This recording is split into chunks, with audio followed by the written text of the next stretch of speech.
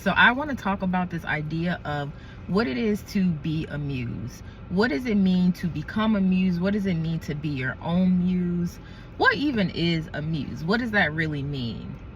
So let's talk about it. So a muse at its core is any artistic subject or a source of inspiration. You see the term muse used a lot in ancient stories. You see it in a lot of ancient art. You can have a muse in a physical sense, like, you know how you see those people painting and they have someone sitting in front of them, and so they're painting this person. Or you can have a muse that is not a physical person.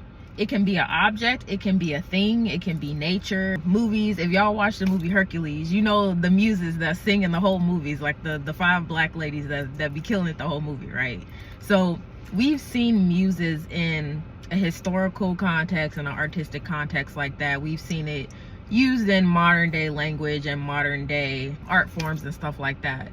But what does it mean on a deeper level?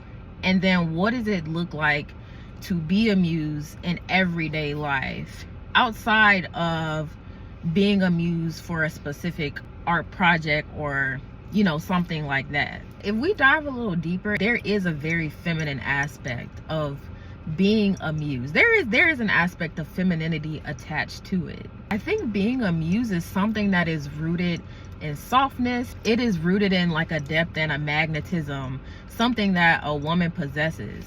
But even within that realm of femininity, I also believe that there is a facet of being a muse that is very passionate, it's very bold, it's very sharp. You know, in the aspect of femininity, a muse is a woman who moves to her own rhythm. She marches at the beat of her own drum. A muse in that sense is not afraid to inspire the world in a different way or appear to the world in a different way outside of the norms or outside of certain expectations. If we want to go even deeper, I think that there is a very spiritual aspect of being a muse too. We're all human beings made of a body, a soul, and a spirit. Whether you view yourself as an artist or not, we all have a creative spark in us. Creativity is something that lives within all of us on a deeper soul level, on a molecular level, on a DNA level. We are inherently made in the image of the creator.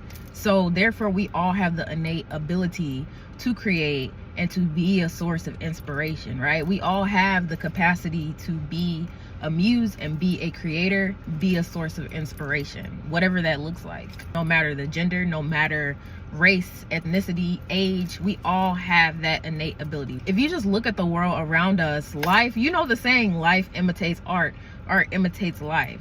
That is a real thing. Personally, I look at the world as my muse. I'm constantly inspired by the beauty of creation, the beauty of the universe in itself. The fact that we are all living and breathing on this floating rock in the middle of space.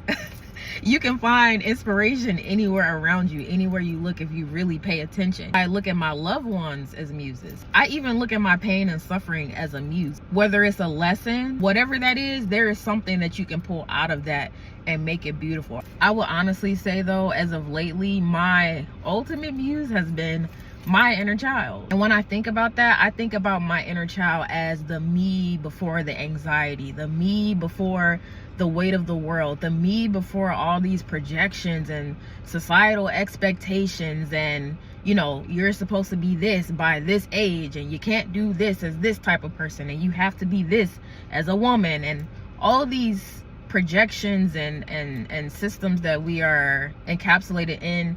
I don't believe that any of those things are necessarily bad, because all of the things around us, all of the projections and the things that we take in, they shape the person that we are today and the person that we're supposed to be and the people who we become, right? These things that aren't necessarily bad things, but they can wear away at the core version of us before all of that. Those things can wear down at our inner child and therefore wearing down at the original version of the muse that we were. I truly believe if you want to discover your muse or find your muse, become a muse on a deeper soul level, you really first need to start with seeking the ultimate source of creativity and creation and inspiration which is God. And then secondly, seeking your inner child.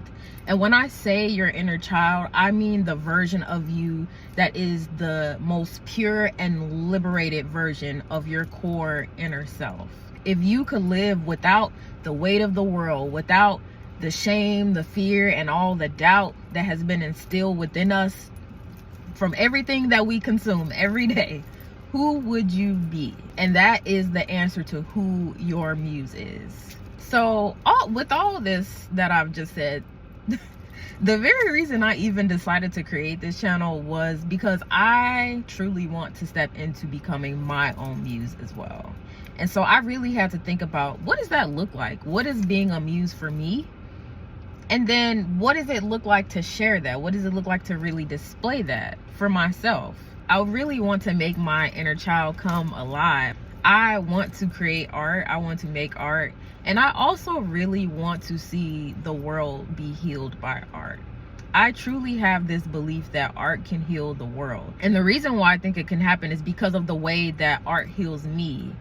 Whenever I create, whenever I do things and tap into that creativity on a soul level, there is something so healing and liberating about that. I do think part of becoming a muse or discovering the muse within yourself is just to try different things. It's not going to be this neat, clean thing. It's going to get messy. You might start something and be like, no, this is not for me. And I feel like that's probably going to happen a lot.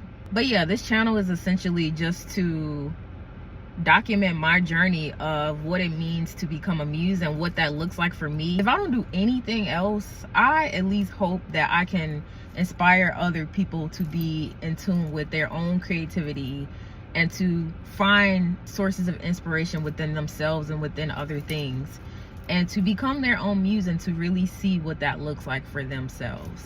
Thanks for watching this video. Make sure you like and subscribe if you feel like it resonated with you. Definitely comment if you have some thoughts. I want to hear what y'all think. Or what do you think a muse is? What is your source of inspiration and creativity? Bye.